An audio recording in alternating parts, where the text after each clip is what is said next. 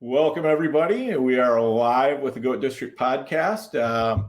We have had a little bit of technical difficulties, so we're still waiting for JD to hopefully be able to join us today. But either way, we're going to get this going, so because we know you, the listeners, want to hear it as soon as possible. So, without further ado, here we go.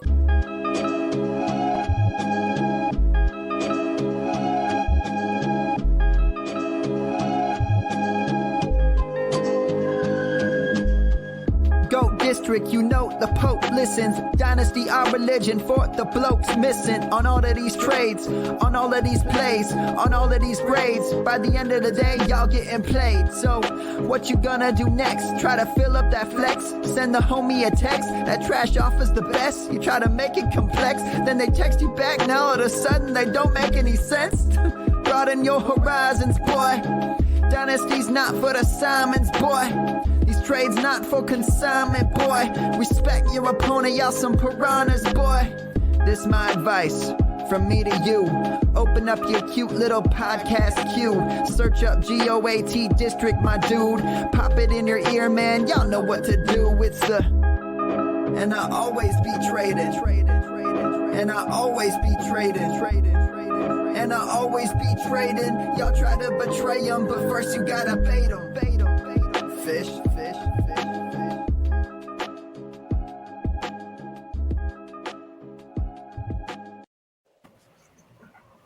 All right, welcome everybody. We are live on the Goat District. We have a great guest today. Has been on here twice, I believe. Yeah, I'm going to say twice. We have Abib Agbetoba. Excuse me. I always struggle over the last part. And you can get him at Skywalker 2000. That's SKYWALKA 2000. And Abib is he's done pretty well in fantasy football over the past few years, shall we say. We've titled the episode "Lightning Strikes Twice" with Abib because basically that's exactly what happened. We were able to enjoy his run to 2 consecutive Football Guys titles in the FFPC universe, which was worth what? How much, Abib? A cool 750? Was it 250 and 500? Was that what it was? Yes, sir. A cool 3/4 of a milli. That works out to a nice ROI, pretty much every way that I've calculated it. So congrats on that. We're always happy to have you here because you know, no matter what, we know you're a strong player. You're killing it all the time. Every time we run up against you in the draft rooms, it's crazy stuff. And also, Abib, why don't you tell everybody about the podcast you have? It's one of our favorites, but we'll let you fill listeners in on those details. Yeah, Dan, Theo, JD, thanks for having me. Always love being on with you guys. And for the listeners, obviously, if you're listening, you know how great this the Go podcast is. So for me, it's definitely an honor just to be on the pod. But yeah, last year, me, Deo, as well as Chris started a podcast called First and 15th. And it's just kind of our version, our takes on the fantasy football season. We focus on redraft and are going to be incorporating a little bit of dynasty as well. But, it's a different type of format, a different type of listen. We like to say it's a video pod more than anything else. Definitely more so in entertainment, but we hope to always obviously dish out some few nuggets and some good advice from time to time. So we appreciate you guys not only following and watching the Goat District, but also checking our video podcast out sometime. Can you guys hear me? Yeah, I hear you great. What's up, Abib? Sorry, man.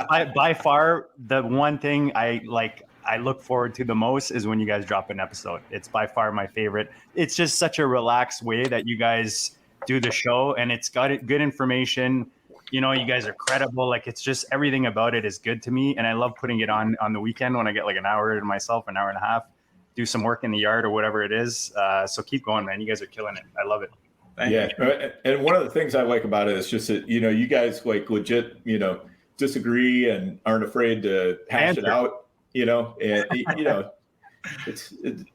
it's a lot. It's great when opposing viewpoints are going at it, and you're kind of getting it from different sides. And, sometimes you come to an agreement and sometimes you don't. And either way, it's fantastic. See, our problem, Theo and Dan agree with me all the time. So it's not as entertaining. Right. There you go. No, the First and 15 is awesome. I was just talking with Abib in the pre-show about maybe some cool stuff you guys are planning coming up with the NFL draft, possibly. Yeah, I think we got some things in the works. Likely it'll be a post-draft show. I think Dayo's been itching to get out some dynasty advice as well. Like all of you, we try to enjoy the little bit of an off season that we have, although the NFL has made it extremely difficult this off season. But hopefully we can, in the coming month or so, we'll be able to drop something pretty soon. Awesome. We're looking forward to it. And we highly recommend you subscribe to the First and 15 podcast as well. Yep, absolutely. All right. And make sure that if this is your first time here, you're smashing the like button, smash the subscribe. We're proud to be partnered with the FFPC, Underdog Fantasy, and Viridian Global.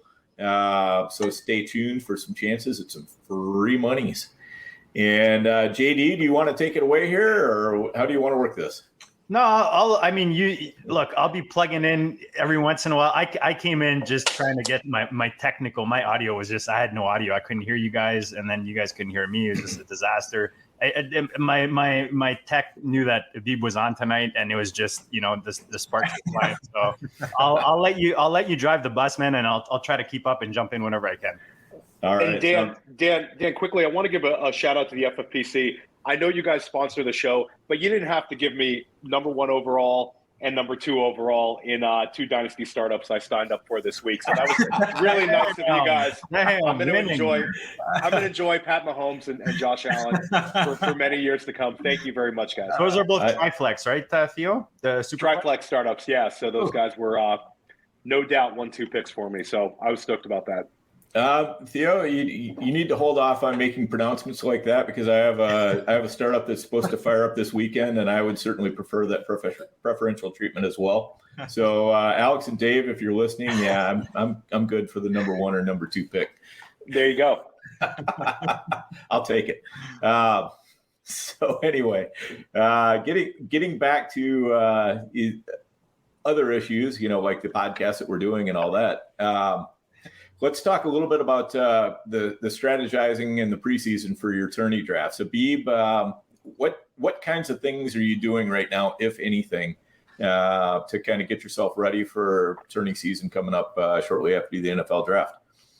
Yeah, so I think definitely for me, it starts with getting acquainted with the incoming rookie class. Years prior, I really tried to wait until the NFL draft.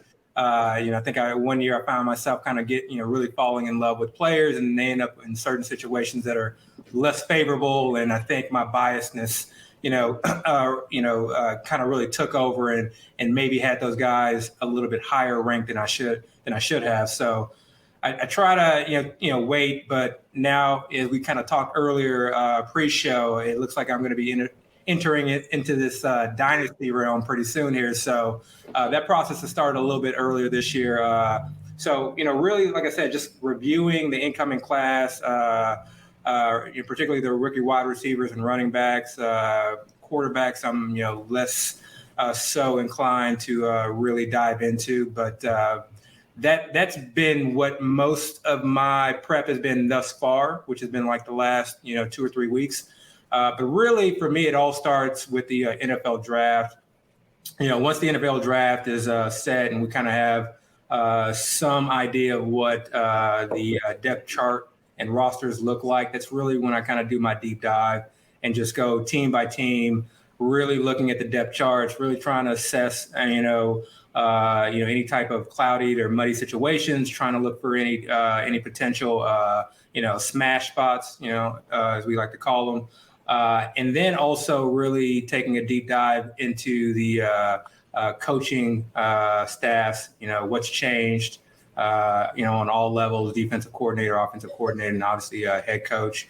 I find that that's, extremely, extremely important and really kind of helps to kind of guide me when situations seem not as clear. An example of that was the Austin Eckler situation from last year. I think, maybe some of us had a little bit of hesitance, drafting him as high because maybe, in years previously he didn't score as many rushing touchdowns, but kind of understanding where his head coach had come from and that he had coached Alvin Kamara, you could at least see a potential where that could change in an instant, at the drop of a dime. And that's what happened. So, little things like that, I think can really kind of help sway you, hopefully in the right direction, sometimes in the wrong direction. But, as long as you're more right than wrong, that's what, that's all that matters.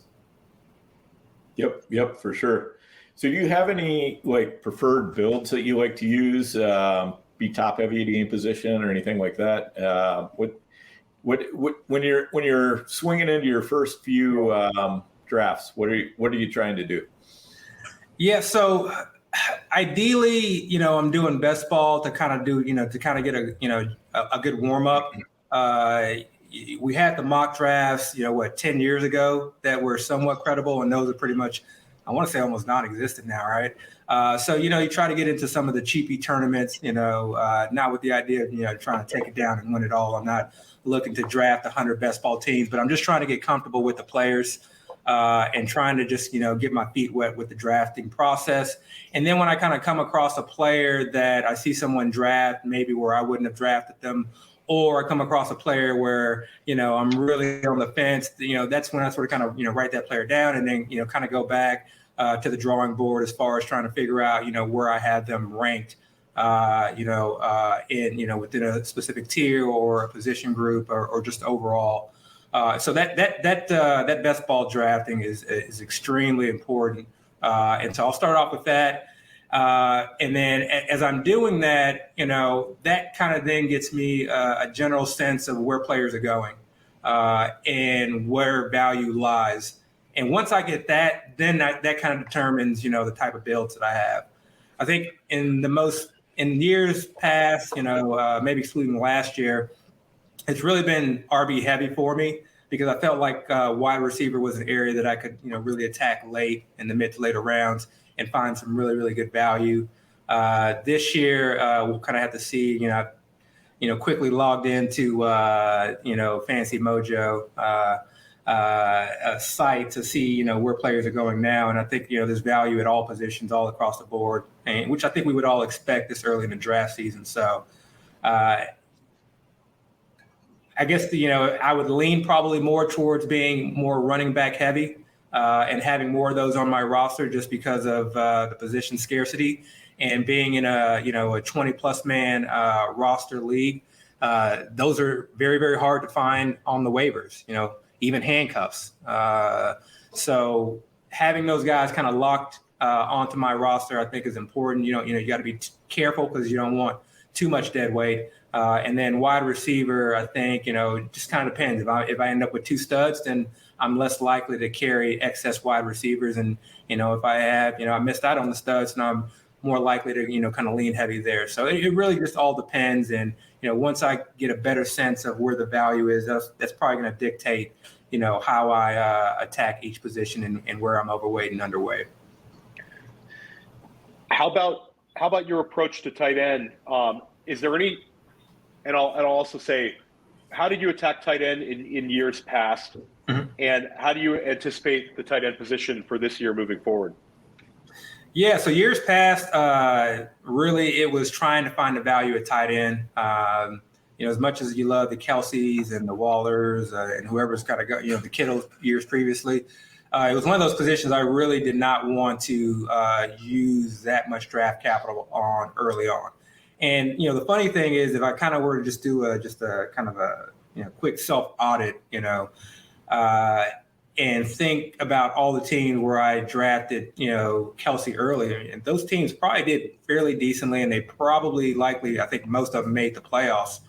in each of those years, but there were never teams where it was just, I felt like they really had a shot to win the entire tourney. Not saying that it's not possible, but I feel like it's a harder build for myself. So tight end is one of those positions that I think that we all, as a whole, as a fans community as a whole, struggle with. So it's one of those positions where if you can hit, you can really, put yourself in a position to take down a tournament. Mark Andrews from years previous, Logan Thomas from years previous. You can identify these breakout tight ends, Darren Waller as well. If you can identify those breakout tight ends early and get them at value, I think it helps out tremendously. But like with everything in fantasy, everyone's getting a lot smarter. So even all of the potential breakout tight ends, you see them being pushed up the board. So you have to be careful. I never want to be in a position where I draft a team and it's just, it's nothing but potential breakouts. If I miss out on those top guys because I couldn't get them at value, then I'm going to try and, attack, one of my preferential tight ends in the mid rounds, that mid tier, and then try and get a couple of the high end guys later. But I think this year coming up is going to be, very unique. I mean, really in my mind, there's, one guy that I would probably draft in the first round, and that'd be Kelsey. As great as Mark Andrews did, I mean, I think there was a lot there where I'm not quite sure that it would be, it can be replicated. They were missing a lot of their running backs. Their O-line was decimated. Their defense was decimated. We saw obviously Lamar hurt and hobbled throughout the year. And so, it was kind of a perfect storm for really Mark Andrews to kind of take off. So, again, not to say that he can't do it again, but, I mean, outside of Kelsey, I'm going to try not to pay up for tight end and kind of see, where I can get value at that position. Or you just grab Logan Thomas in every single league like you did 2 years ago off the waiver wire. Yeah, that would work out too. Exactly. That didn't work. That didn't work out last year, but yeah, he was champ the year before though. Great tight end too, especially when Kittle was out. Going to the other one off quarterback, I'm finding like last year on the show, and I know even in some drafts we did together, going quarterback early in order to save that roster spot later. In order, maybe you get two higher guys and you don't have to spend on that third or fourth later. I'm seeing a lot more of that this year. I don't know if Dan and Theo, you guys agree, but I find I'm seeing that a lot more in drafts. What's your approach to quarterback? Is it similar to what you just described to tight end, or do you have something different with that kind of that big tier one that we're seeing right now? Yeah, very, very similar. And I like how you broke that down. If you're able, I guess, if I'm in a draft and I see, Josh Allen has an ADP, mid, early third round, and I see him there in the fourth. Well, I'm going to take him, because, I'm getting him at value. You want to have some diversification of players that, you feel can, obviously, help you win the overall tournament. So, but if I miss out on Josh Allen because maybe I don't want to take him in the third round or second round or wherever he ends up, I'm not going to be in a rush to, grab Mahomes right afterwards in the third round. So I may wait a little bit. But for me, like you said, I do want to get one of those guys in the mid to top tiers, because then I feel like I don't necessarily have to attack quarterback multiple times and try and get three quarterbacks, because I'm, not necessarily sure who has a potential to break out, or because I have to put myself in a situation where I'm playing the matchup and I need those three quarterbacks to be able to do that. And you can do that, but like you said, it does burn a very valuable roster spot. So it's kind of a, it's a fine balance between, not, wasting, too high draft capital on a quarterback that may not produce the way you want them to, versus, having to roster three quarterbacks. Because, if I get a Josh Allen, in most leagues, I'm likely not taking the second quarterback and really not, even considering it.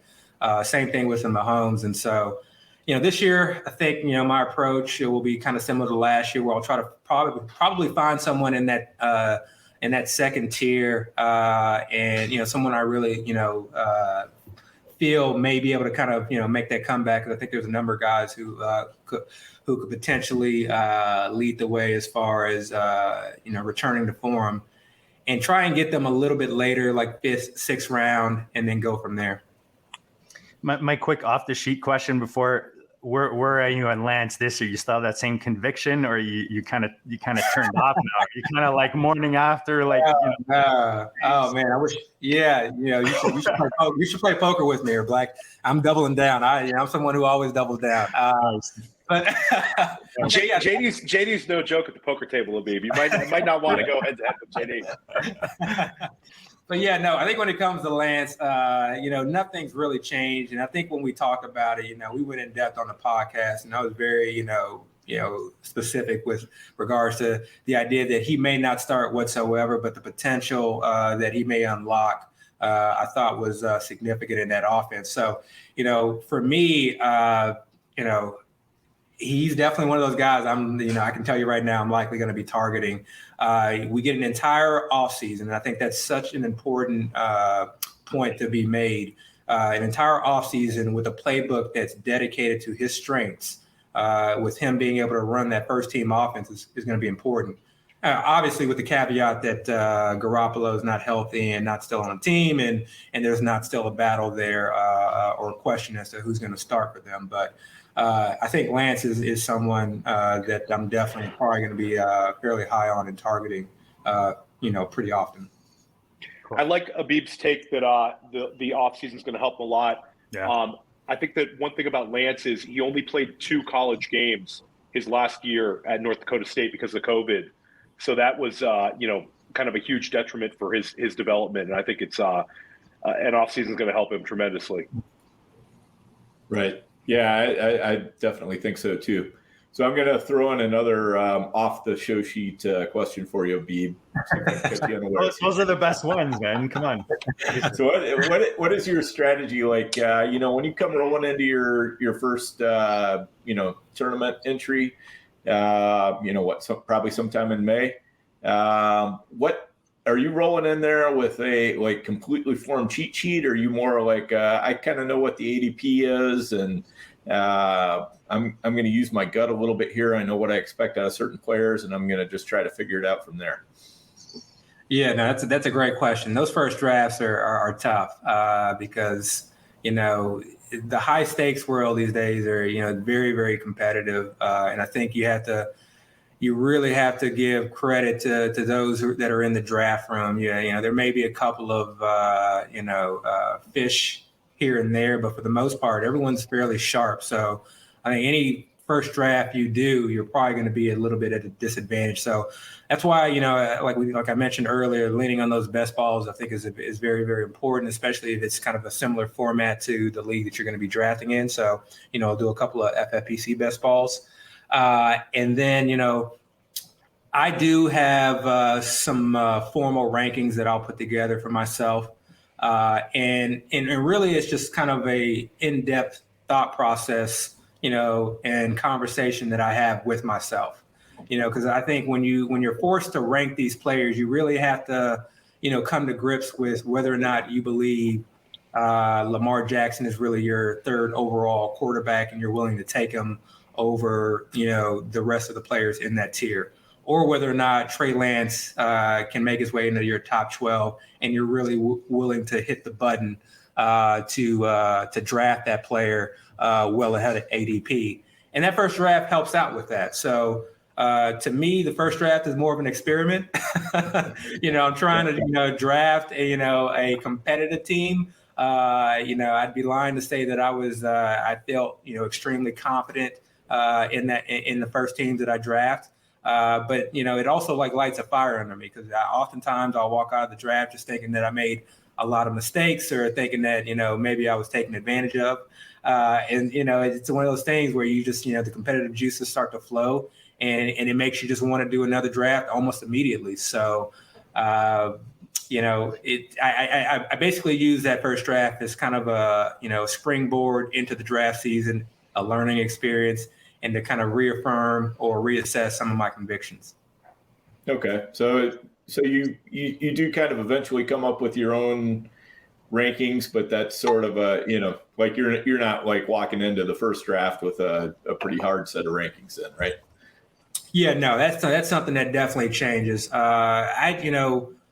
right now I'm not going through Twitter, nearly as much as I do, as I get into the drafting process and in season. But once I kind of start the prep, I'm checking Twitter constantly. I want to just hear any and everything.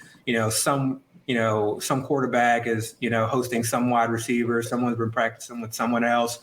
Someone's been doing pretty good in practice. And some of this is BS. Some of it will steer you in the wrong direction. But I'd rather have all the information than part of the information. And so, just kind of throughout that, and then obvious injuries and acquisitions and transactions, your rankings will kind of adjust. But the more I draft, the more I start to kind of feel comfortable about having a guy ranked a certain way.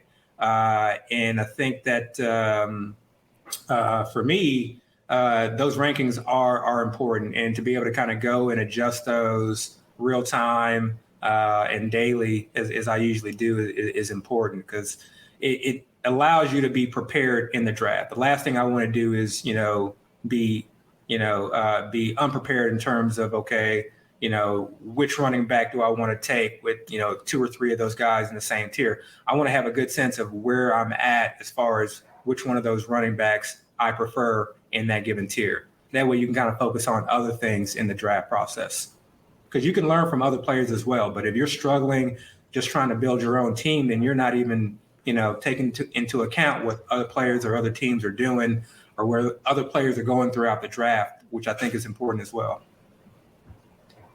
How much of your how much of your drafting is that a part of? Just because we mentioned on the show, and that might be a fault in my game, where I try not to get too influenced by what's going on around me. Like, you see guys where it seems like they're just trying to take whoever they think the guy around him is going to take next for a stack or whatever it is.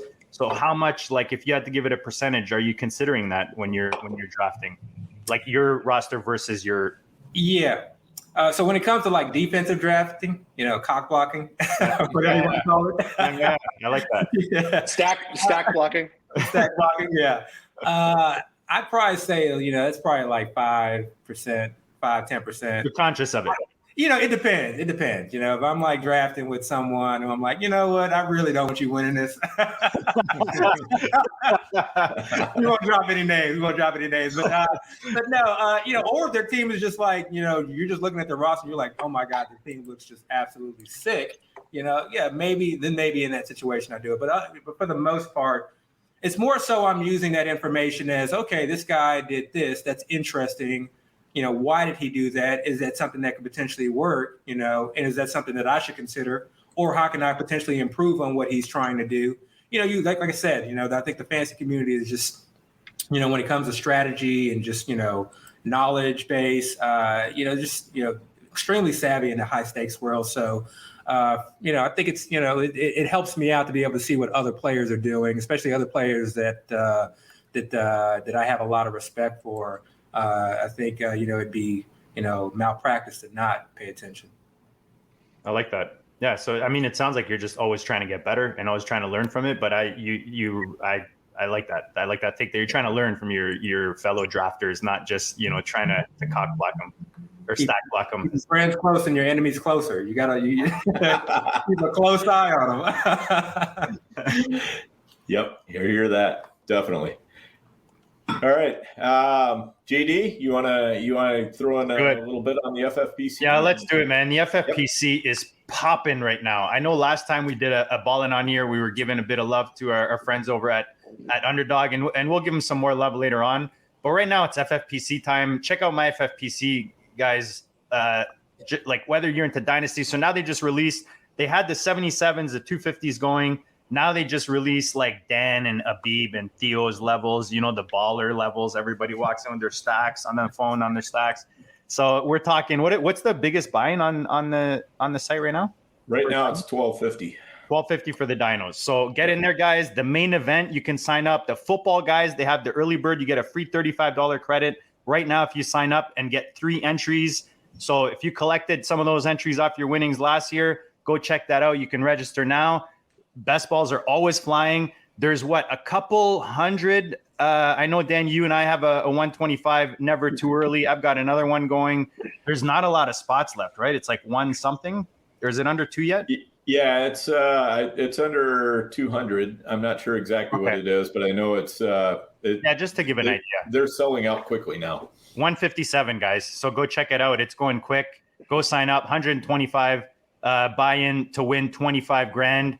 And guys, if that's too big for you, team up with someone. You know, you for sure have someone you respect that you talk to in the DMs on Twitter. You know, maybe they want to share a team with you and you guys can rock the tournament together. So guys, myffpc.com. If you're not already signed up on there, make sure you tag at Goat District or any of us on Twitter and we'll hook you up with a sign-up bonus.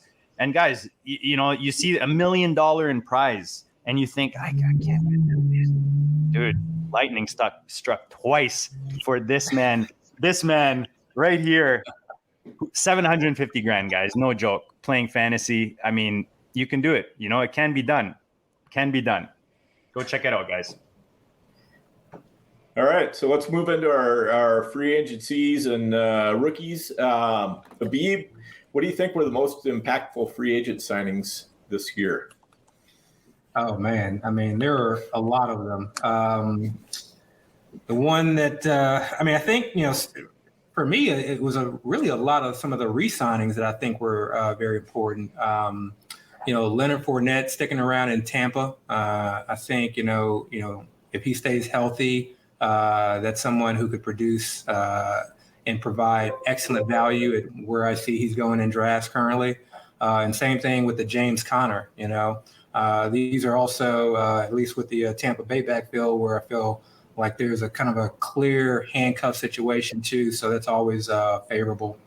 I like the Teron Armstead signing with Miami, them improving that O-line.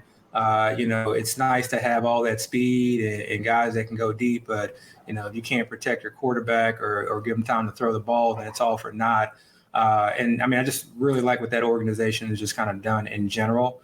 I understand the concerns with Tua's arm, but I just feel with that coaching staff, you know, we'll see, you know, if it's somewhat, you know, similar to the Shanahan type system, but with what they're likely to do as far as moving players across the field and a lot of those players being somewhat interchangeable in many ways, and the speed that they have in the backfield. I I just feel like this offense could just, you know, really explode. So I like the fact that they invested in the O-line as well. You like Evans? I do, and I like where he's going because it looks like his current ADP is somewhere in the 7th or 8th round. You know, and I guess the, you know, concern is maybe with Mostert and whatnot, but you know, someone like that going in the 7th and 8th round who has the pass catching prowess that he has. I mean, to me, that's a situation where, you know, obviously Mostert's not even been able to stay healthy and no telling where he's at right now or how the coaching staff wants to use him. But we can always, you know, turn to the contracts. You know, Dale and Dan as well always like to, you know, look at contracts. And I think it's important to note that he definitely got the, you know, significantly more money than Mostert in that regard. So that's something, you know, another player that I think I'll be looking at. And then just, you know, some of the quarterback signings, I think, you know, even someone like Mariota, I think, has value and offers value to his team. I think when you go from a situation, you know, from a quarterback like, you know, Matt Ryan, who's, you know, to me at least appears on the decline and is immobile, to a quarterback that, has not really shown much, you know, but has shown some things here or there, but is mobile, at least gives the defense something else to think about, you know. At least allows them to have to respect an RPO. And so for someone like a Kyle Pitts, you know, who did pretty good as a rookie, but obviously didn't live up to the hype, I think, you know, that's a potential smash spot as well. And, you know, we saw what Mariota was able to do with the Delaney Walker and the same coaching staff in Tennessee. So that's a system or a team that intrigues me, especially with the lack of weapons around them. And then, you know, Pittsburgh, Trubisky. I mean, we'll see kind of, you know, what he's been able to improve on. You know, we've heard a lot of great things coming out of Buffalo in terms of how he's improve, in practices and whatnot. So I'm really intrigued to see how that looks. And I think again, another OC who in his collegiate days used a lot of the RPO, but now you actually have a quarterback that the defense has to respect when it comes to running the ball, and so that may open things up not only for the pass game, but also I think for Najee as well. How about Christian Kirk? Do you see him taking a step forward in Jacksonville? They gave him a massive amount of money. Do you think he'll be about what he was last year, or do you think he'll decline? What's your gut reaction off that signing? My gut reaction is I just want nothing to do with Jacksonville, outside of maybe ETN. I don't know. I was shocked at the amount of money that he got, and then I was shocked at the amount of money Zay Jones got. They still have Treadwell, I believe, as well. Ingram as well. And then they got Ingram, and obviously they still have Marvin Jones. We'll see what happens with that situation. It seems like they just kind of threw money all over the place. We'll see what they do in the draft as well. Doug Peterson, he's someone who definitely intrigues me. And, I know he kind of left on bad terms and, with a sour taste in our mouths as far as, what he was able to put out, on an offensive end when he was, with the Eagles. But I don't think it could be anywhere as bad as it was last year with Myers. So at least, maybe that puts it on the uptrend. But for me, I've never been a Christian Kirk guy as far as him kind of being a number one. And so with the state of that organization and, Lawrence really not looking all that great his rookie year, having to learn a new offense, there's just too many variables there, not enough for me to really, kind of want to bite or to see any upside. So unless I'm kind of getting them at, significant value, I'll probably have very little shares of any. Yep, makes sense. Any other signings you think that have been kind of overblown or that you're just, you're kind of out on right now? Overblown? I think maybe the Ronald Jones signing, I think, has been a little overblown, to be quite honest. CH was hurt last year. I saw some improvement. And I think with the loss of Tyreek Hill, they're really going to have to lean on some of their more athletic players. This is wishful thinking on my part, but I really hope they start to incorporate him more in the passing game, not just out of the backfield, but having him line up, maybe in the slot or out wide, or trying to get him on some mismatches or some, dedicated screens.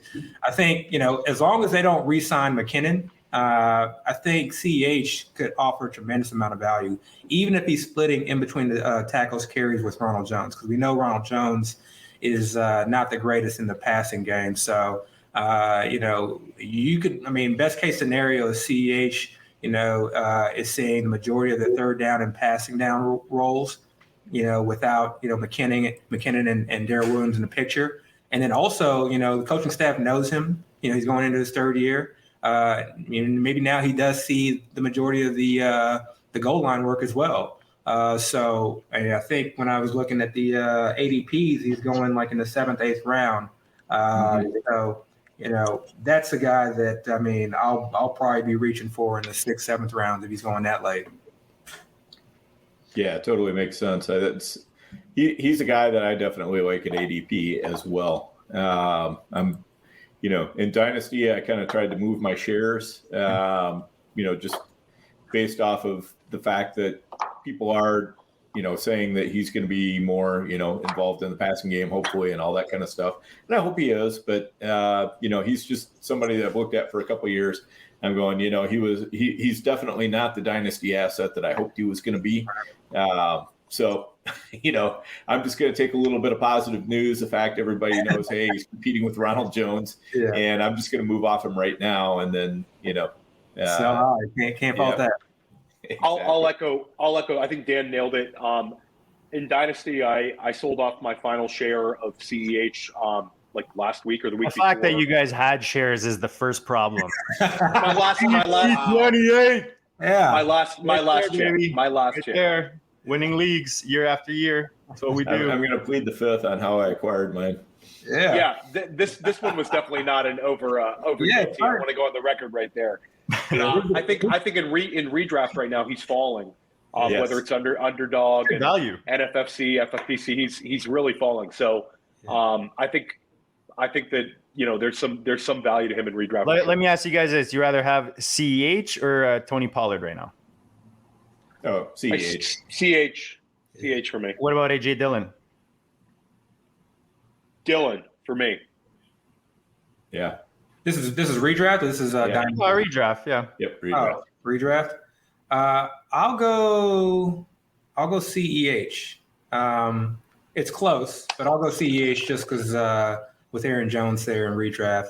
And this is and I'm definitely not a CEH cruise. I was completely against CEH's rookie year and taking him in the first round, and even last year, just kind of had very little shares. But I think it's time for me to circle back and reassess now. Yeah, the price has definitely got much, much nicer now. No. I mean, you think about it. 2 years ago, he was going in the middle of the first round, and then last year we were like, oh, well, he's going late in the second round, so he's a bargain. And now he's going in the seventh round. I'm a little bit more able to sign on to the seventh round being a bargain than the second round being a bargain, for sure. So what about speaking of younger players, second, third year players, do you see any players that you think are potentially going to take a big step up this year? That you kind of had your eye on and maybe didn't do what you were hoping in their first year or two? Tua, I kind of mentioned him earlier. If he can't do it this year, then he's, then it's him. So Zach Wilson, I think I saw a couple spark plays. I saw a couple things last year that really kind of caught my eye. I mean, it was a lot of bad. But, I think in a rookie year in that type of situation, there were a couple of plays in there, a couple of games where I thought, he really looked like that second overall pick. So that's another one. For the most part, I think everyone, kind of performed how I expected them to perform. Chase definitely performed a lot better than I expected, maybe better than most expected. And then as far as, kind of some of there really weren't that many rookie running backs, I think, that were all that relevant last year. You mentioned ETN. Yep. Yeah. I know obviously he was injured last year, but maybe you could elaborate on what you're intrigued with him. Is it the offense? Is it the player? Yeah, it's more so the player. And it's funny because last year I was not at all, into ETN, just kind of given the situation. But, we'll see, kind of what James, how James Robinson recovers. But I think he's someone, obviously that has some rapport with the quarterback. And I think with this new coaching, with the new coaching staff coming in, I feel like Doug Peterson's going to, do everything he can to, put the ball into his hands. We've seen him really, really utilize the running backs in the passing game. So for me, that really intrigues me. Ideally they take an offensive lineman. We'll see. But I think if they can, improve on that O-line as well, that should hopefully help them out as well. But that defense is still, to me, going to be, towards the back half of the league. And so they're still going to have, be behind negative game scripts. And I expect to kind of see him on the field to be in that role. So he's someone where, I don't think it's out of the realm for him to catch, 4, maybe even 5, average, on average passes a game if everything kind of breaks his way. Yeah. Are there any? Oh, sorry, Abib, go ahead.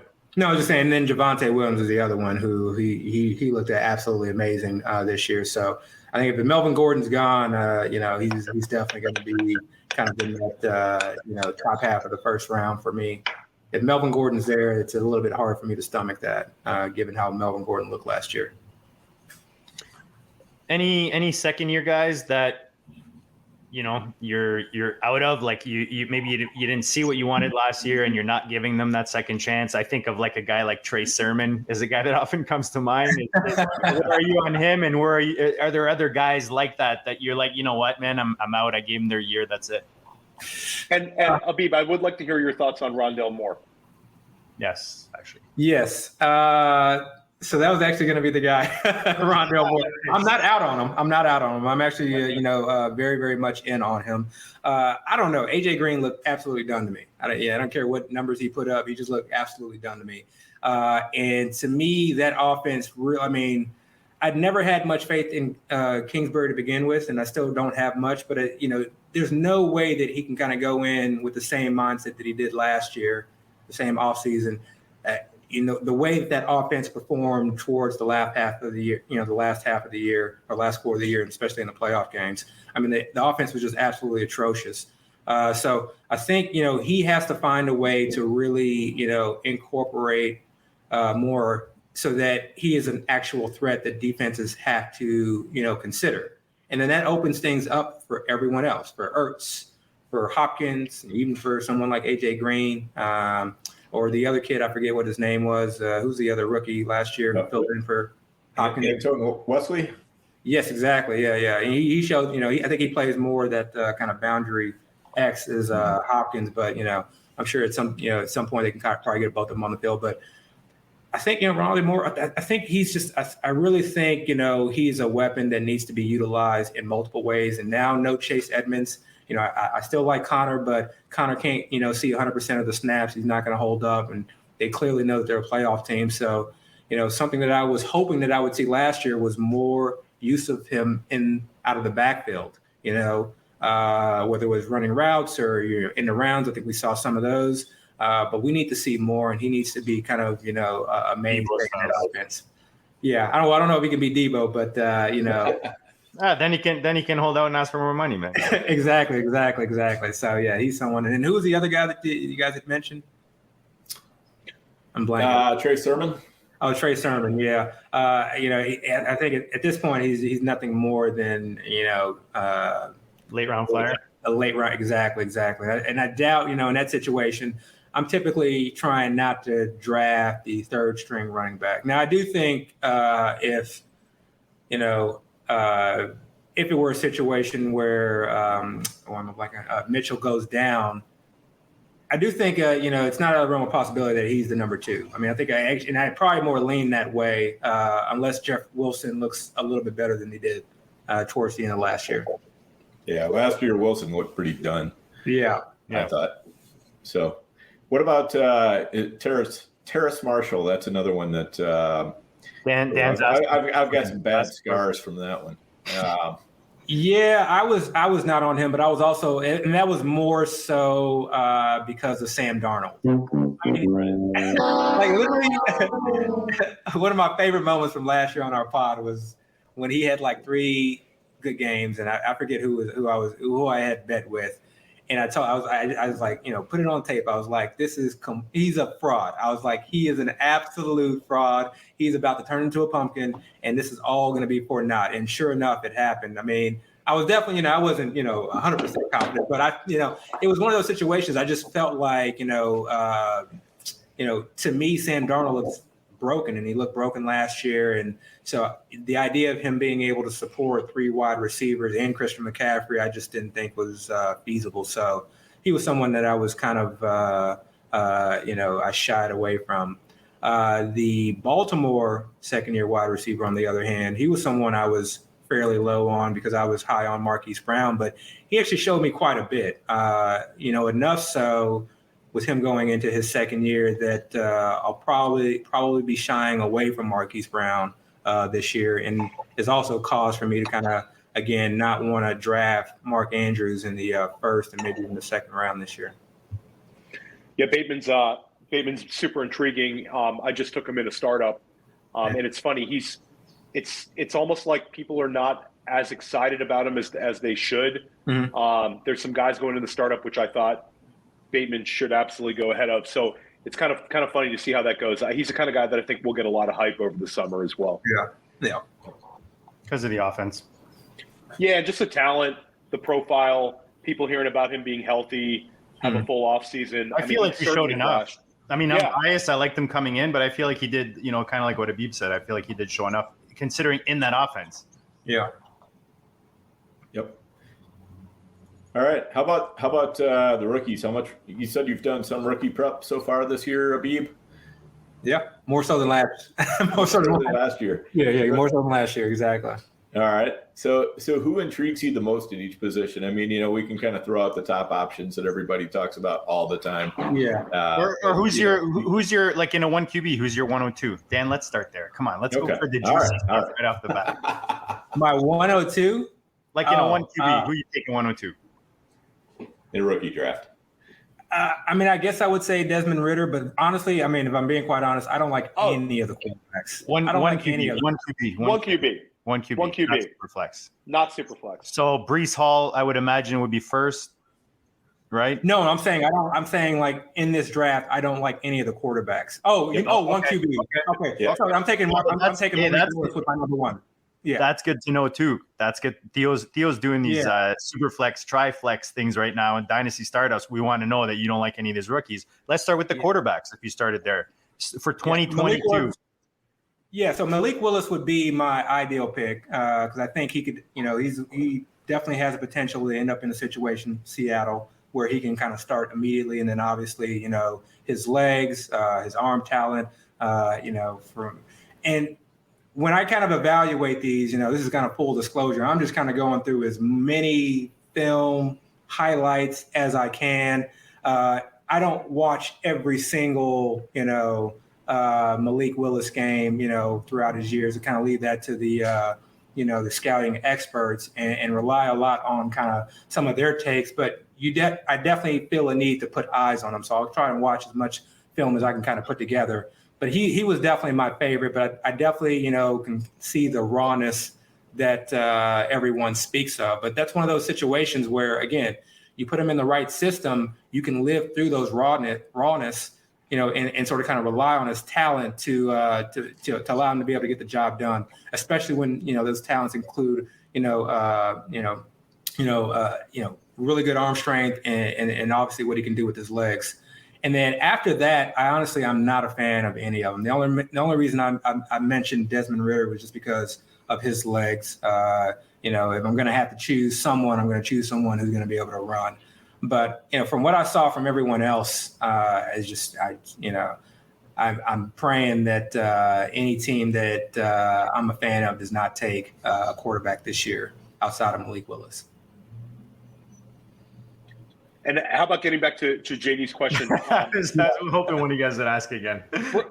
We're assuming we don't need to touch too much on Breece Hall unless you are negative towards him. Since everybody, he seems consensus 101. If you're in a regular rookie draft, non super flex, is there a particular player that excites you as the 102? You can pick multiple names if you don't have a specific guy, if it's a tier. Yeah. And if you have 102 and you're thinking, I got to trade out of it, we want to hear that too. Cause that's what the tiers in that first round or that's where, happens, right? Yeah. So obviously, it's going to depend on your kind of team setup, but I'd probably say Garrett Wilson. I think he's my top wide receiver. Jameson Williams, obviously, I think, the speed there. His speed is just absolutely ridiculous, but it does kind of worry me a little bit that he, couldn't break out when he was at Ohio State. So I thought that was kind of odd, but I don't know. Yeah. For me, I think it would be, I think I would go with, with that. And then as far as kind of the running backs go, kind of similar to the quarterbacks for me, to be quite honest as well, with Breece Hall being, I think he'd be a good back, but he's not someone that I'm like enamored with, I think I've seen him go in a couple of just redrafts in like the 4th and 5th round. And for me, I think that's a little bit too high. He needs to be. So you don't think he's RB1 coming in? I think he does a lot of good things well. Obviously, he is, he can, catch passes out of the backfield. He scored a lot of touchdowns. But, the level of talent that he played against, I think to me is very somewhat suspect, kind of coming out of the Big 12. So that to me, and I don't see a player that's kind of, has that transcendent talent. When you watch Javonte Williams highlights or you watch, some of the more elite backs, in the NFL, you watch their highlights, you can see them really jumping off the page. That's not something that I really see with him. He looks good, and he does a lot of things very well, but he's not, a player that I feel, very strongly about. Like I wouldn't be trading up to get him. So go ahead. That was actually going to be one of my follow-up questions. We talked in the pre-show about a Houston Texans related question. The Texans have been mentioned in a lot of mock drafts as a potential landing spot for Breece Hall, Kenneth Walker, a few other potential rookie running backs. Do you anticipate that they're going to draft a running back? And do you think that that's a good landing spot because of the potential volume? I would prefer that we don't draft a running back. Yeah, man, that would be dirty. At all. I mean, I think given the state of our roster and the state of our team, and I think we are trending in the right direction. And that is just not homer talk. If you heard me last year, I told everyone we were going to suck and we were in a rebuild. We were in a tank year. But I do think we're trending upward. I do like what Nick Caserio has done as far as sort of kind of the contracts. I thought the Brandon Cooks re-signing was a very, very important, when you're having, because I am a believer in Mills, not a believer in the sense that I think he can be this, Pro Bowl caliber quarterback, but a believer in the sense that, let's give him a couple more years. I like what I saw last year. I like that he was able to kind of step in, fight through some adversity, fight through his struggles, and then really improve. I mean, I think that's something that you can't coach. And, let's not forget, that, where he was ranked coming out of the high school. So the talent is there, he was a prospect at one point. But as far as sort of kind of wasting, or not, I won't say wasting, but utilizing that draft capital on a running back, I just prefer to just stay away. I mean, to me, these running backs are a dime a dozen. I mean, I'm more than happy. I didn't mention it earlier, but Marlon Mack, it's another signing. I'm more, another year removed from the Achilles. I thought he looked fairly decent last year. We don't need a lot when it comes to the running back. I'd rather us, with our first 2 pick, maybe get a defensive end. If we're lucky, have a safety drop to us. But I really I want us, with our second, first round pick to come away with one of these elite wide receivers. If it's Garrett Wilson, then, by all means, and I'd be fine with, even a Jameson Williams. So. Most of the fantasy football world is going to be totally bummed if Houston gets one of those elite wide receivers. That's just, I mean, yeah, I can sense the disappointment coming, but I'm kind of with you. I mean, I think Davis Mills did a pretty good job last year. I mean, all things considered, I like the kid. I like what I've seen. Yeah. I'm not to the point where I'm kind of where you're at. I'm not to the point where I'm saying, oh yeah, he's a guaranteed hit. Yeah. But I'm definitely intrigued. He buys you time. Yeah. And they need another year to see what they've got with him. I mean. Yeah. I would be totally bummed out if Houston took a quarterback in the first. Oh yeah, that cannot happen. And I think the way just kind of what I've seen from Caserio, I don't think that he's going. I don't think that he's going to take a quarterback. I highly doubt that, especially kind of given what we are anticipating the next year's class to look like. And then when it comes to running backs, 5th, 6th round, definitely take a stab there. But. Yeah, I don't want to waste a 3rd, 4th round pick on a running back. There was one guy, Pierre Strong, and I don't know where I heard his name because otherwise, this is a guy that would just kind of completely flew over the radar, and I would have no clue who he was. But I went back to go look at his film, and I really like what I saw. I like the breakaway speed. He runs a bit upright, but I love the use of the stiff arm. I love his shiftiness. I loved how he operated in between the tackles. Which is, for me, when I watch Walker, as good as a running back everyone says he is, again, this is my limited, perspective. I am not at all impressed. I feel like he tries to break everything to the outside. I feel like he relies a lot on his speed.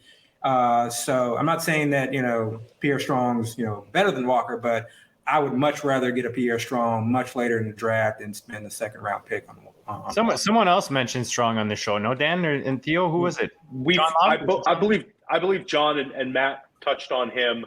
He's super interesting. South Dakota State 2,000 plus yard seasons in college out of 3. I mean, that's he's had the volume. And he can fly. The guy. I mean, he can. Elijah Mitchell comparison on Player Profiler. Absolutely. There you go. Absolutely. All right, Dan. Let's give a quick Underdog plug.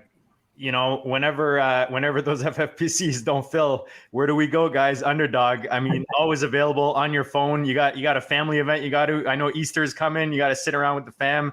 Maybe you get yourself in the corner while somebody's napping after the lunch, the brunch, and you get on. You could do these drafts really quick, guys. Every sport, hockey playoffs are coming up, NBA playoffs, baseball starting. They've got the best balls for rookies, sophomores. The big boards are going with Superflex. They got all kinds of flavors on Underdog. When you've got FFPC and Underdog, guys, I mean, your agenda is full with drafting. You got every flavor you want. Go check it out, guys, and use the code DISTRICT if you're signing up. You'll get up to $100 matched of free money in your face. You love it. Check it out. Dan, what's next on the menu? Real quick. I'm going to ask you guys a question because I feel like this will be helpful for my first ever startup. What are you guys' thoughts on Drake London? He seems to be kind of a polarizing player. I think my initial thoughts before I had done kind of any film review was that he's this stiff, tall wide receiver who can't separate. But I kind of walked away from his film thinking, very differently. So I'm interested to kind of hear where you guys are on him. I'll take this one first. I took Drake London twice this week in the FFWC startup with Andrew Schellenberg. We took Drake London and Garrett Wilson back to back. And I also took him in a Triflex league where I actually moved a 2023 pick to move up aggressively to get him. I think I'm more and more in on him. Yeah. I think that I'm an optimist with these rookies. I don't want to take a negative approach. I mean, I think this is not the greatest class ever. Yeah. And I think that if we start poking holes in their game, you can find some things wrong. But Drake London has a whole lot of things right. He broke out early. He produced next to NFL wide receivers. We all saw how Amon-Ra St. Brown did this year. He produced with Amon-Ra St. Brown. I think he's big. He's strong. He fits the profile of a guy who's going to get drafted early, and I think he'll have a potential big role early. So I think that, I don't think it's crazy to think that he could be a DK Metcalf level player in the NFL. I think things are going to have to kind of bounce his way. But I think that I'm in on him. I think he's certainly a top 5 pick in every rookie draft that we have coming up in less than a month now. But I'm in on Drake London. How about you guys? So where I'm at on it is I like the fact that there's not a whole lot of consensus on these running backs. I mean, some people have London, some people have Burke, some people have Wilson. Receivers on these receivers. Yeah, receivers. Sorry, thank you. So everybody's kind of got their flavor there. So I'm going to be really content to kind of sit back, especially if I've got like the 104, 105, 106, 107, something like that. And I don't mind having shares of any of these guys. I think they all have a pretty solid shot. For me, I've got Wilson and Burks right now as kind of the guys that I prefer. But then I've got, London not that far behind them. So, and I like Olave maybe a little bit better than most people do. So I'm going to be really content to just kind of sit back and take whoever falls. I will not be trading up to try to grab one of them in particular. I agree with Dan. I think there's like a tier there, right? You've got Olave there, Burks. London commanded 25% target share. The concern, I guess, is injuries, missing the last 4 games of the season. Mm-hmm. But yeah, he seems kind of like, I guess they have Marquise Colston as his comparable on here. I was thinking like a Mike Evans. He's not going to get you much yak probably, but he can get you the contested with the size. But I'm with Dan. Like I'm not going to have much conviction on one guy. And if I can move back a bit and just take which one of these guys in this tier falls and have a bit of, a bit of percentage of ownership of these guys across the board, as opposed to just focusing on the one guy, that's probably how I approach it. The Colston comp I like a lot. I like how they moved him around. I like how he operated in the zone. I mean, for a young wide receiver, I think he has a college or a basketball background. Mm-hmm. For him to be able to kind of kind of find spots within the zone. To me, that spoke a lot. I really like this film a lot, quite a bit. So, and he shared just to note, he shared a field with Pittman and on St. Brown, right? So I mean, pretty big names there. And Pitt, Amon-Ra never led them in receiving because, Drake London and also Michael Pittman, obviously. But I think another interesting thing about him is he's 20 years old, which, you're talking about like micro differences between a 21-year-old and a 20-year-old. But I do like the fact that like last year, Javonte Williams was 20, Kyle Pitts was 20. I mean, you've got to be the real thing to be a 20-year-old in the NFL draft, especially to get drafted that early. And you do talk about like you've got to be certainly mature enough as well because these teams are scrutinizing you. So a 20-year-old, you haven't heard anything off the field issues at all. The guy seems like NFL teams love this kid. So I think there's a lot of positives with him. But I will add that Dan's probably got the safest approach where it's a wide receiver tier where we like a number of them. We've had a number of analysts come on and kind of echo that. So for me, I really like London. I hope I get a lot of them, but I'm not going to cry if it's, if I end up with one of the guys I have behind him. And I will add that I think Garrett Wilson is the safest guy of the elite tier wide receivers. It's very difficult for me to see Garrett Wilson not being, a very good NFL wide receiver. But I don't think it's guaranteed he'll be the number one receiver that comes out of this class. Right. Yeah. There is definitely not a Jamar Chase in there for me, so yeah. I can see routes to failure for all of them, and I can see routes to success for all of them. So I'm going to ask Abib the Theo question. At what point in the first round, if you're doing a rookie draft, are you trading out for a 2023 first? It's a contractual obligation that you have to answer this question. Every single You come on the show in April and not. Where does the excitement meter fall off? With Abib has never yet been in a dynasty league, so. Yeah, that's exactly. So much better. Yeah, let's ask this question after my first draft. No, I mean, I probably literally after that, first tier of wide receivers. And for me, it's, Wilson, Williamson, London. I'm not necessarily sure if I'm there on Olave yet. I guess it, depends on where he ends up. And I guess for a lot of these guys, but if it's pre-draft, I maybe, not necessarily include him in that tier, but and then after Breece Hall, I'm probably trading out after that if I can. Shout out to Wheeler in the chat. Wheeler says 108. I think most sharp players are on 108 right now. I'll say that the 108 would, for most, seems like Pickens at this point, where a lot of people are super excited about him. Some are poking holes in his game. Obviously, injury concerns.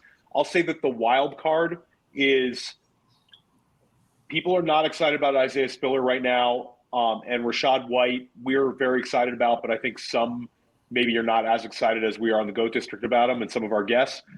Those two guys, if they get elite landing spots, then you're talking about maybe the 110 becomes much more of a value, would be kind of how I'd be looking at it. So if you're a pessimist, I would be offering my, 108, 109s. If you're an optimist, hold steady, and you might be able to sell a 110 for a 2023 one while you're OTC. But if you're moving the 108 plus for 2023s, are you not better off waiting till you're either on the clock or after the draft? I mean, I think there's always when we had Matt Kelly, the Podfather, on, he brought this up. It's basically the most sound strategy is your pick is never as desirable as when you're OTC because somebody's gonna want to get it. You can always command the most when you're OTC. I think that the devil's advocate for that is if the landing spots are not as good. We talk about some of the running backs that we're intrigued with. Let's say we had, Jax on last week.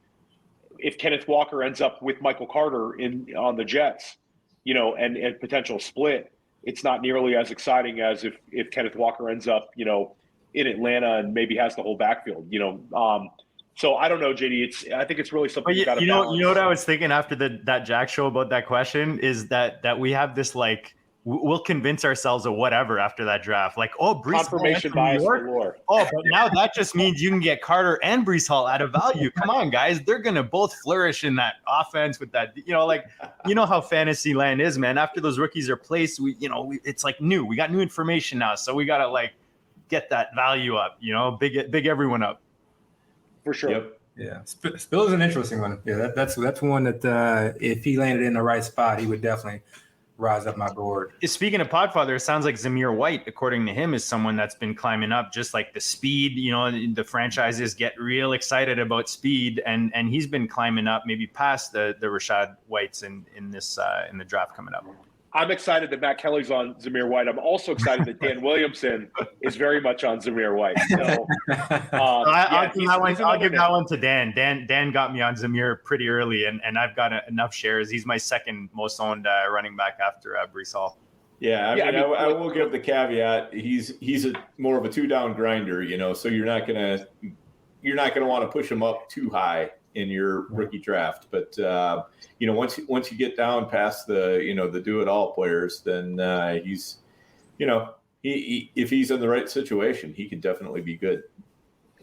It seems like Spiller, the dynasty community is kind of soured on, but NFL teams maybe like him more, where he kind of profiles as a two-way back, where it might be kind of like a check your priors situation, where you're going to have to do a 180 on what you thought of Spiller. Some guys are soured on him as soon as he ran the 40, or as soon as he kind of tested at the combine, especially when you had expected so much out of him as such a hyped guy. And then, the train starts going down. And then, he gets to be to a point where, everybody's kind of looking at him as a second-round pick. So he's super interesting, though. If you read which teams are meeting with prospects, a ton of teams are meeting with Isaiah Spiller right now. So that'll be super interesting. Yeah. I mean, and it's not unheard of for unathletic backs to succeed in the NFL if they've done well enough in college, if they've put the tape down. Devonta Freeman, certainly a good example. Devin Singletary, another guy, not too Josh good. Jacobs. Jacobs was a high 4.6s, and he's had no trouble producing as an NFL player. So you're absolutely right on that. But especially when Breece Hall kind of exploded athletically, it kind of made a lot of the other backs kind of a step back. Yeah, exactly. With Breece and Kenneth Walker kind of exploded athletically too. 100%. So, and it wasn't, that Spiller was really that bad. It's just more that the other guys just looked that much better. So, and a little bit of, might be a little bit of double counting in there. I mean, we expected Breece Hall and Kenneth Walker to test pretty well anyway. I think the difficulty is we thought Spiller might test well, and he just didn't. All right. Yeah, sorry, Dan. I was gonna kind of ask him about these receivers, because as you and I just did one of these 125 buy-ins, the two earlies, and I find you made a list of 3 guys, and I find the top 2 guys are super interesting in these drafts, and that's Devontae Adams and Tyreek Hill. And I'm curious to get Abib's thoughts on these guys, because you see them sometimes in drafts falling a bit. You hear some guys, maybe questioning now that they're new offenses. But we saw Diggs, man. I just remember Diggs that offseason going to Buffalo, and people were completely off of him going with Allen, and he blew up that season. So I'm curious to know where Abib is on these guys. Do you see these guys as value as you start drafting a bit more, or are they the same for you? And then maybe throw in Amari Cooper in there now with Watson. How do you feel about that? Yeah, to me, I don't see this as a Diggs situation. To me, the Diggs situation was definitely not one that I saw or thought that he was going to take off the way that he did. But it was a situation where, he was going, he was the clear lead, obviously, in that wide receiving corps. But, the wide receiver 2, I think, was Beasley. There weren't a lot of receiving options there. So he was basically in line for a very, very large target share. And then obviously his quarterback proved to be, quite elite. He took a huge step that second year. So, kind of when we look at Adams, I mean, I understand that they played together in college and have chemistry, but I mean, you cannot tell me that they are going to have more chemistry and click as much as Adams and Rodgers did in Green Bay. I mean, that was next level, like all-time greatness. And I just don't see Carr as the same type of quarterback. And then add in a Darren Waller, which Green Bay obviously didn't have, and then add in, even someone, one why am I blanking on the name? Hunter Renfro, Roger Renfro. Yeah. Hunter Renfro, I apologize. That was completely disrespectful, given how well he played last year. But Green Bay didn't even have a Hunter Renfro, and then obviously, a new coaching scheme. So I really question, and then the biggest thing, the clear drop-off between Carr and Rodgers. So, yes, is he going to get a massive target share, or he better, given the contract that they gave him.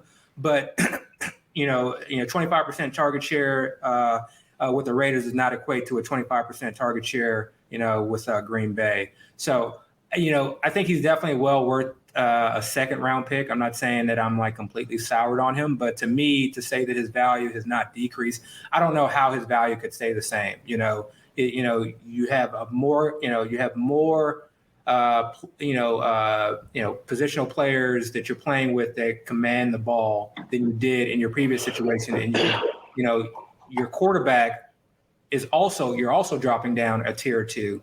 And then you have to learn a new system. I find it hard to see him producing the way that he did in Green Bay. And the biggest thing I think is TDs take a significant drop as well. So, but we'll see. I could definitely be wrong, but I'm definitely not spending a first round pick on Davante Adams. Dan, it sounds like our Adams Waller stack is safe as a very unique stack in the 125 buy-in. So don't be going out there and entering and copying our stack because that Vegas stack is bringing it home, Dan. So I got to assume that Carr is like is probably moving up the ranks, and he's probably like I want to say a high player, but a player that everyone's on, and like rightfully so, given like all the weapons. I just kind of I know Carr scares me a bit, and he doesn't run. But then they signed Bolden or not Bolden? Is it what's his name? Bolden. They signed Bolden. Carr's going after your boy Lance. Maybe we'll see. And they signed Abdullah. So there's a lot of places where they can go with this new coaching staff, and we'll see what type of offense he has. But if we're looking at his offenses in the past, I find it hard. I mean, I don't know. We'll see. Maybe it's just me. I'm not there yet. Tyreek Hill's been one of your guys the last. Let me go back real quick on Adams and Renfro. Sure, go ahead. Dan's got to clap back. All right. No, I'm not clapping back. What I'm throwing out there is, Renfro has actually been fairly efficient with his fantasy points per touch. I mean, he's been about 1.75 or better, and Adams has been, he's sometimes bumped up over 2. But of course, that's with Aaron Rodgers at quarterback, as you were saying. So I see him stepping back a little bit. But I think if Carr and Hunter Renfro are able to put together call it 1.85 or something like that for an average of fantasy points per target. I mean that's actually pretty good. That puts a good floor underneath Adams, I think. Because you would expect Adams to probably be a little bit better, probably get a few more targets, and when you start multiplying that out, it's going to put him a little bit more at a back end wide receiver 1, but definitely a wide receiver 1. Yeah. It's kind of how I feel about it. Agreed. Dwayne kind of put it best is just like what Dan said. How far can you drop Davante Adams? Like if he was wide receiver, 3 or whatever. Wide receiver 4. How far would you let him drop? Yeah, that's a good question. Yeah, you can't really get him past. Like once you start being real honest with yourself, you can't really get him past like wide receiver 8-ish. So he's going to be right there. Yeah. How about Tyreek Hill's been your guy the last couple of years, Abib? How do you expect he's going to do in the Mike McDaniel offense in Miami? And I know you mentioned Tua earlier. Was that a sum of the parts for Tua or the addition of Tyreek Hill? Yeah, so I'm excited about this Miami offense, but they have a lot of pieces, and anytime there's this many pieces and not an elite quarterback, I shy away from trying to be overweight on a certain player. So I'll have some Tyreek Hill, but he's not going to be a player that I'm going to target, and I think he's kind of set in the second round. The question I think everyone has is how. Are they going to be able to support him and Waddle and Cedric Wilson and and some of the other their what's the name of the tight end? Gesicki.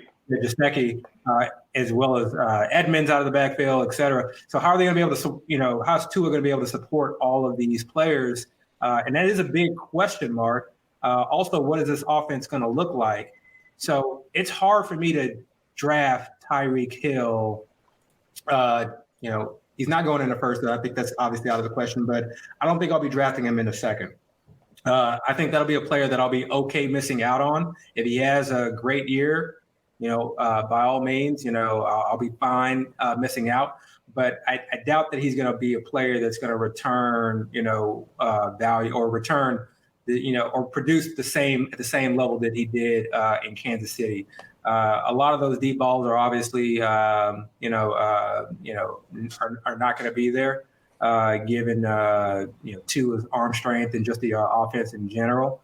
But I think we also saw in 2021, to kind of play devil's advocate with that, is that he didn't go as deep as often last year because of all the two deep safeties and whatnot.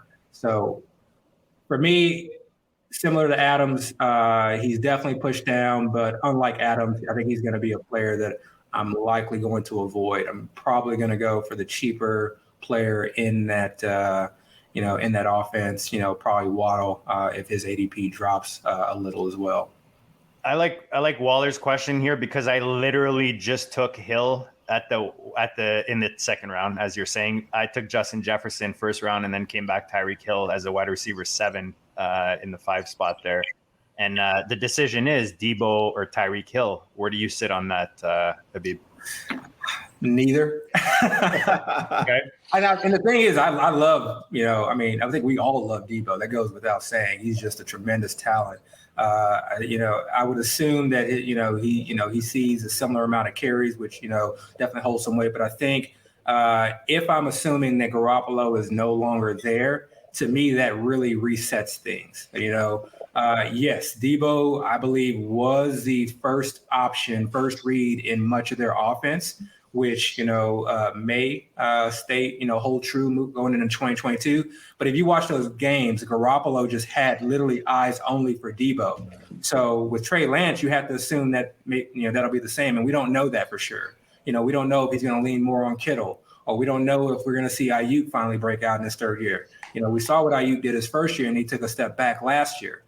So that's really a tough situation, and then Debo runs so hard. So there's the slight bit of injury risk there.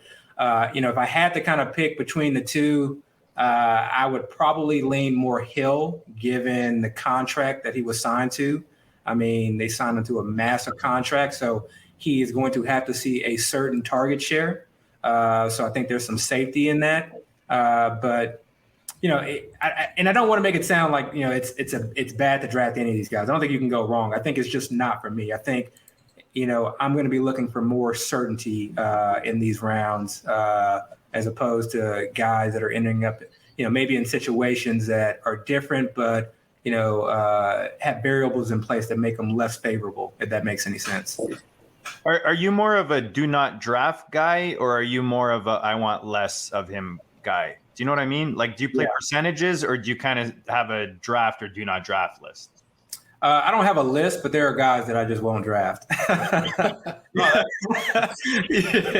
like to know that, because I try to force myself to at least take one of those guys, if you have enough drafts, but I'm curious. Yeah, it's funny. One change I'm making from like last year, because I didn't win it 3 times in a row and I'm pissed, right? I love it.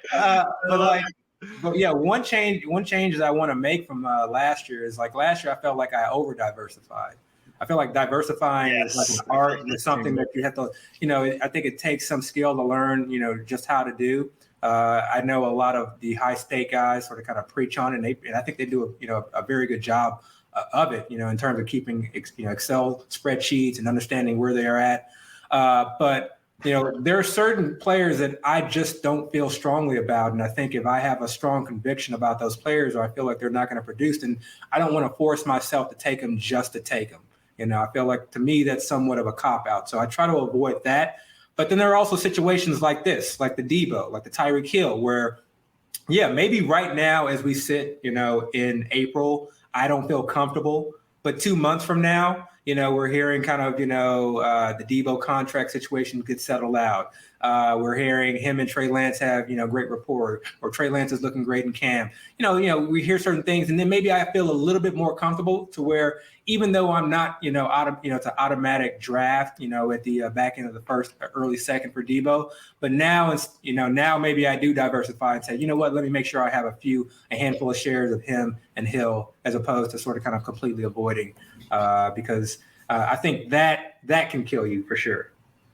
Dan, did Theo leave because he told us that Abib had to be out of here by a certain time, and you and I just totally just ignored that? I just realized, did he not say 9:30? That's what did you have to go at 9:30, dude? I really apologize if that's the case. No. You guys got me all night. All right. I mean, not all night, but you got me. 9:30 Central, I think it was. Yeah. So we got it. Hey, Theo came back. All right. Apologies, guys. Apologies. Off his hair. Yes. So how about Amari Cooper, Abib? He's going right now, wide receiver 20, early 5th round. Yeah. So to me, this is very similar situation where you have a receiver, new quarterback, new team, new coaching staff. But to me, this is a favorable situation where now I do view Amari Cooper as a top tier, borderline elite wide receiver. I do think that he can, produce as a true number one. We haven't seen him have that truly breakout year, but I think this could be it with Watson. And so, obviously, granted on how many games, if any, Watson misses, Amari Cooper in the 5th round is someone I'm going to be just targeting massively. And he's one of those players where, I'm going to be, monitoring his ADP very closely to make sure that I'm probably overweight, because there's not many guys that they can bring in that can do what Amari Cooper does. And so I think with that run game, with that O-line, with that quarterback, that's a player that I see, I don't see him and Watson having a difficult time. Basically, in my mind, he can be, Watson's DeAndre Hopkins. That's how I see him, as far as the production that he can put out. What about Watson? Are you, because I've been really hesitant. I probably more than most, even more than Dan and Theo. Like, where are you in these redraft tournament types deal? Are you worried about how many games he's missing, or are you kind of like Dan, thinking he's going to get the favorable sway in his direction with regards to how many games he misses or not? Yeah, I mean, I haven't had a chance to take a look at his ADP, but I would assume that the sort of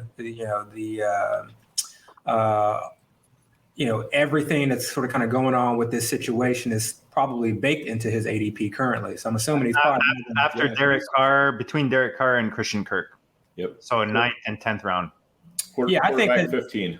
Yeah, that's typically where I take stabs at, guys like Trey Lance, years past, guys like, Lamar Jackson. That's usually where I draft those guys who could potentially be league winners, or any given week, be the overall QB1. And then ideally in that tournament, give you 3 weeks of QB1 production. He has that skill set. So I think that's more than, fine taking him there.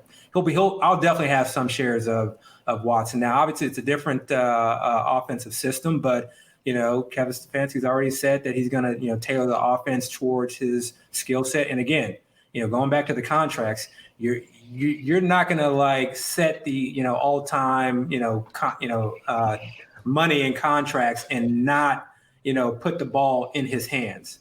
So I don't think this is a situation where they're going to try and hide their quarterback, or, have him, have only 20 to 25 passing attempts per game. So. Yeah, I mean, I think it's with Watson. I think that we have such short memories that I think that people are just kind of forget how truly elite he is. Oh, awesome! He's just an unbelievable player. I mean, I think that he's right up there at the very top for talent, and I think you have to take an optimistic approach. Dan has said time and time again, that he thinks that the suspension will be little, if anything, because Dan, maybe you want to take this one? Well, I mean, yeah, there's nothing really there. I mean, it's at most going to be a civil case at this point. I mean, they haven't been able to make anything criminal stick. And, there's no video evidence of anything, that we know of. I'm sure if there was, it would probably be out there by now. And, in the NFL, it seems like if we don't have you on video, if there's nothing for people to see, then we're going to be able to sweep it under the rug easier. And the NFL would just prefer to sweep stuff under the rug as much as possible. And I can't imagine that the owners, Cleveland Browns, and all the teams that were in this bidding, right, somehow get some word or some idea of the likelihood of how many games he would be suspended for, if any. I mean, I know that the NFL statement is that we're waiting for the situation to play out and we haven't made any decisions, but I mean, I'll take that with a grain of salt. Right. Yeah. You have to think they've got deeper information than what we have, for sure.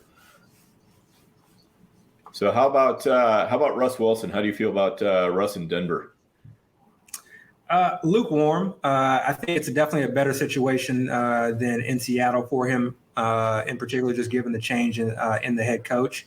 But Russell, he's tough to evaluate. I think when he was running a bit more, it was a little bit easier to see him as that top 8, potentially top 5 quarterback. But now, for the most part, you're really relying on his arm. And I don't necessarily know that his weapons in Denver are all that much better than what he had with Seattle last year. But wow, again, that's a hot take right there, son. Yeah, I mean, come on, DK and Lockett versus Judy and Sutton. I'm taking DK and Lockett all day. But no, I know, but just the overall. Alberto and Tim Patrick, though. Seattle basically didn't even have like a really true wide receiver. That's a very good point. And again, their head coach really dictated that they run the ball constantly. And the other thing too is like they're in a different division. I don't know how good their defense will be to be able to kind of hold down the Chargers, the Chiefs, and you guys as Las Vegas Raiders. He may have no choice but to put up points. So he's a tough one for me. I'll have some shares. He'll be a guy, but he's not probably going to be a guy that I'm going to be overweight on. Do you think Denver pieces are a bit overdrafted then right now? Like this? You got Judy at absolutely at 21. Wide receiver 21. And I agree with you, but I don't think I think Alberto and tight end Preem is still pretty good value. I probably won't be having it. I'm not a huge Sutton guy. I've never been. But as far as drafting Judy, in the 4th or I think the back end of the 3rd, where he's going, that's a little too rich for my blood. Way too rich for my blood. And then Albert O, I mean, it just kind of depends on how Russell will use his tight end, how that offense will use his tight end. Trying to think back to what they did in Green Bay, and I don't know, again, we don't know what type of offense they're going to bring over, but it was run, play action pass, run, play action pass. So I don't know if the volume is going to be there to really sustain those 3 weapons and Tim Patrick. I mean, you can't forget about Tim Patrick, gets disrespected every year, and who he may literally be the best wide receiver there. As much as we like this show, as much as we like the skill set of Jerry Jeudy and Sutton down the field, I mean, overall, Tim Patrick, may just be the more seasoned, more savvy veteran. And Russell Wilson is that type of quarterback that will gravitate to a wide receiver and we'll kind of lock in on that wide receiver. So I think there's a lot of things at play there. I don't want to draft any of those guys, at their current cost. It's just too rich for my blood. If anything, the one guy that I'll be looking for is Javonte Williams. There you go. Yeah, Judy's going at the beginning of the 5th, and Sutton's going at the end of the 5th. Okay, and maybe not terrible, but I haven't seen anything from Judy just yet. Right. I lean Sutton. 100% agree. I mean, Sutton gave us a good year, but then he looked terrible last year. He didn't have a whole lot of help from his quarterback. I was going to say he looked terrible. Coming back from that ACL, he just I don't know if he was all the way back or not. So it'll be interesting to see what happens with Sutton. I'm definitely going to want some shares of Sutton. I'm a little bit less interested in Judy. Yeah, can't forget about KJ Hamler either. I mean, who knows? Who knows what that offense is going to look like? Yes, definitely. And then what about Matt Ryan in Indy? Obviously he's not quite as high profile as Wilson or Watson, but what do you think that does to the Indy offense? I think that was like literally a net zero, or I think it was like I don't think that changed much at all. I mean, I think he's like I said, he was immobile. I felt like he regressed, at least his arm strength, and just kind of his overall play last year. Obviously, different system, a lack of weapons, many reasons why. So maybe we see a bit of a resurgence, but I was a fan when they got Rivers. Why am I blanking? Quarterback. Yep. Yeah, Phil Rivers. Yeah, Phil Rivers. I was a fan of that move. Even when people thought he was, I was a fan because I felt like that was a good, fit. I do not necessarily feel that this is a good fit. I didn't feel like Wentz was a good fit. The only player that I think that may kind of be at an advantage here is I think Pittman. I think he will lock in on Pittman. Pittman kind of, also operates in that intermediate range, which will, fit Matt or Ryan's current skill set and his inability to be able to get the ball down the field. But that's an offense that kind of worries me because I know everyone has Jonathan Taylor as that overall number one, and he's just going to smash this year. And I don't know. Like, I don't know. I don't know. I don't know. That offense. Beast is a beast, man. It doesn't matter what cage you put him in. It may be, but I may be looking at somebody else number one overall. We'll see. Yeah. Well, so Abib likes Christian McCaffrey number one overall. Everybody can write this down. Said anything. I'm not saying anything. You're in football guys drafts, and there's a team that doesn't have a name listed. Take it number one. It's Abib. Devontae Williams, 101. All right. The first draft I'm in, I'm taking Jonathan Taylor. There you go. So who is tempting you to dethrone Taylor? Honestly, CMC, and this kind of comes down to, I think, the type of drafter you are. I am a risk taker, in certain aspects of the game. So when it kind of comes to injury, to me, I'll kind of try to assess the injury. Last year, I took a risk on Barkley, and that was a bad move. But I think this, to me, is a different type of injury. So I don't want to try to throw all injuries into one bucket. And yes, the last 2 years have not looked great. But when he's played, he's just been absolutely elite. And I don't think, I think, when I look at the Carolina Panthers and their kind of current state, they have a very, very good defense. Okay. And they could potentially be a playoff team, and you do that by getting your best player the ball. And that's going to be Christian McCaffrey. It's so hard not to get him the ball. So per touch, I don't think there's a player out there that if they stay healthy all 17 games could really outduel him given what he can do in the passing game.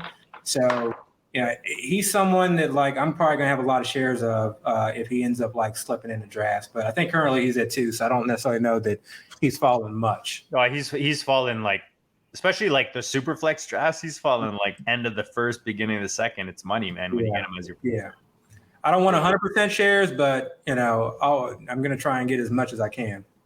I see him at 1.2 quite a bit. I've seen him at 1.3 quite a bit. I've even seen him at 1.4 quite a bit. You'll see Cooper Kupp sometimes go before him. Travis Kelce sometimes go before him. Every now and then Chase or Jefferson will go before him. And I think earlier in the offseason he was more in the front end. Yeah. Or sorry, in the back end of the first, and he's moved back. He's crept up. I mean, I think there's a lot of very solidified as the one or two, I think. A lot of sharp people are back on CMC 1 overall, and I think that Abib brings up a great point. It's, are you risk averse? If you want to be risk averse, maybe you go a different way. If you're willing to take a little risk on a guy, I mean, every player is risky. Any player can get hurt, and I don't think I think with CMC, is this like a habitual thing, or is this he just got unlucky last year? And I think he probably just got unlucky last year. Yeah. Well, and the thing is, I mean, you probably want to have some of both, like Abib was talking about, and it kind of depends on how it's fallen. I mean, if it's one of those deals where, the only way you're getting JT is to spend the 101, then, if you don't get that money in 101s, you might have to take JT every time you get them just to keep your exposures where you want them. But, if you look out and you get a bunch of 101s, then maybe you start varying it up and take some McCaffrey and some Taylor. But, one thing I like, I was reading an article on RotoViz last week from Sean Siegel, and his line on Jonathan Taylor is there are no low value touches with Jonathan Taylor. The guy is a threat to score from anywhere on the field with, from any kind of a play too. I mean, he can be doing a short yardage run up the middle and he's still a threat to score. So, as Noah Rudell calls him, he's like an anvil with a jetpack strapped onto his back. And if you take him and then Braxton Berrios later on in the draft, you get the best stack on Instagram right there with their shots of them on vacation with their girlfriends. In the I've not seen that. I'm going to search that later, huh? Just saying. So Berrios is doing all right in that department, huh? It's doing all right. Yeah, there you go. All right. Well, JD, you want to wrap this thing up? I think we're getting out on a high note with Abib dethroning JT. So. Oh yeah. Man. Oh man. To recap, Abib's on Amari Cooper in the 5th and CMC at the top. There you go. Yeah. And I hate Devontae Adams and Tyreek Hill, right? Yes. He hates Devontae Adams. He hates Tyreek Hill, and he hates Jonathan Cooper. Show full of hot takes tonight. What you guys didn't realize is I'm just throwing everyone off. There you go. Yep. No, look, man, this is why we love having Abib on. It's the conversation, right? It's the thought process that you're going through. It's it's you questioning a lot of these things that people just take as chalk, right? And that's what I like about it. We covered a lot of ground tonight. Great layout of the questions. Dan, Abib, always a pleasure to have you at Skywalka. That's WALKA 2000 on Twitter. Guys, follow him. And 1st and 15th, guys, it's a no-brainer. If you don't have this in your queue, you're not subscribed. It's just there's so many good things about it. It's for me, it's kind of in its own thing. And we appreciate what you guys are doing over there. Remind the people anything else that you want to share with them or anything else that they can find out there, and maybe where they can find you in the draft rooms from now until the season starts. Yeah, thank you guys for having me on. Again, it's been a pleasure. Go District, literally one of my favorites. You guys are constantly in my queue and in my ear. So love you guys. And yeah, 1st and 15th, we were 1 year down, 1 year in, and definitely the second year we're looking to improve on things. So we appreciate a subscribe, a listen, and sharing that with any of your friends. Like JD said, it's a casual listen, and hopefully it's entertainment that offers some decent advice. So I'll catch you guys probably after the draft in the FFPC at Underdog, and then maybe even in the NFFC. I'm going to try and be all over the place this year. Nice. Awesome. And if Theo offers enough goodness, we'll get you back on here post draft. We'll definitely have to get you back on this summer, Abib. Yes, for sure. Yeah, you're awesome, dude. Thanks a lot for your time tonight. You've been more than guys. Another $140 with one of the best in the business. Come on, who else is winning back to back 6 digits, 750 G's? None of y'all are doing that. Nobody's doing that. Listening right now. So you want to listen back to this show? Grab your pen and paper. We're gonna drop the pod format. You guys can listen to that while you're driving with the fam. Easter weekend coming up. Theo, who do we have coming up, man? We got. I mean, the list, VIP list just keeps stacking and stacking. Tell the peeps what we have coming up on the show. We're hitting it hard with the NFL draft coming up. We have a ball-in coming up with Kevin Wheeler, one of the best rankers that there is, and a friend of the show. We also have Matt Waldman coming up for Football Guys. We have Charles Chill from Dynasty and Chill coming on to talk about this rookie class. We have Jordan McNamara of McNamara Dynasty. And we have Kevin Scott coming on as well to get us prepared. So we're hitting the dynasty really hard for the next 2 weeks. And then we're going to have a couple of really, really good post-draft guests as well. So we're doing some really, really fun things over here, getting you prepared for your rookie drafts and getting you prepared for your redrafts as well. Guys, make sure you subscribe, smash the like, smash the subscribe. Appreciate you, Wheeler, and everyone else in the chat tonight. Dan, we got this 125 to finish. We got some trades. We've been active. Theo, yourself. I feel like we got to do a show just to talk about the trades and the action that we've had in our dynasty leagues. Maybe we'll start segmenting that into the shows and focus on a trade or two as we move forward, because it's been active in the FFPCs. Guys, go check it out. myffpc.com. Underdog.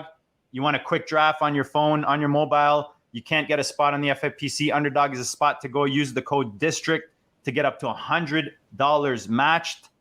I hope you guys wrote this shit down tonight, man. Like, honestly, I hope you guys wrote it down tonight, and I hope you reread it, re-listen. Dan, you got anything to add before I press the big button here?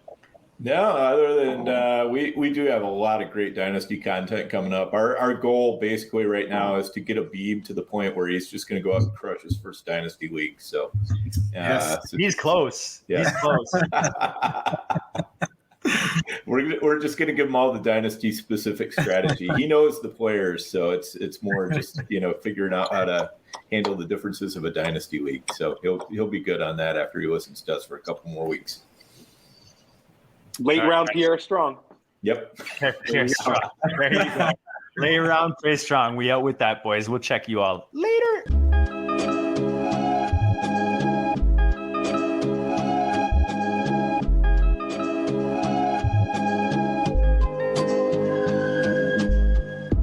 District, you know the Pope listens. Dynasty, our religion, for the blokes missing. On all of these trades, on all of these plays, on all of these grades. By the end of the day, y'all getting played. So, what you gonna do next? Try to fill up that flex? Send the homie a text. That trash offer's the best. You try to make it complex, then they text you back. Now all of a sudden, they don't make any sense.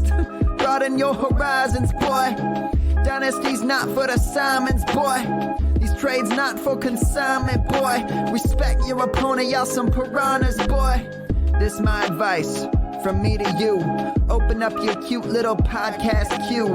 Search up GOAT District, my dude. Pop it in your ear, man. Y'all know what to do. It's the... And I always be traded. And I always be traded. And I always be trading. Y'all try to betray them, but first you gotta bait them. Fish.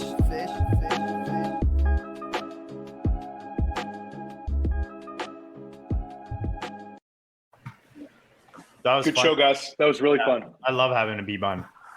Yeah, so absolutely. Wheeler told me that he can do Wednesday or Thursday, but he didn't confirm. So maybe one of you guys want to hit him up. Yeah, I'll check with him. Wednesday would have to be later for me.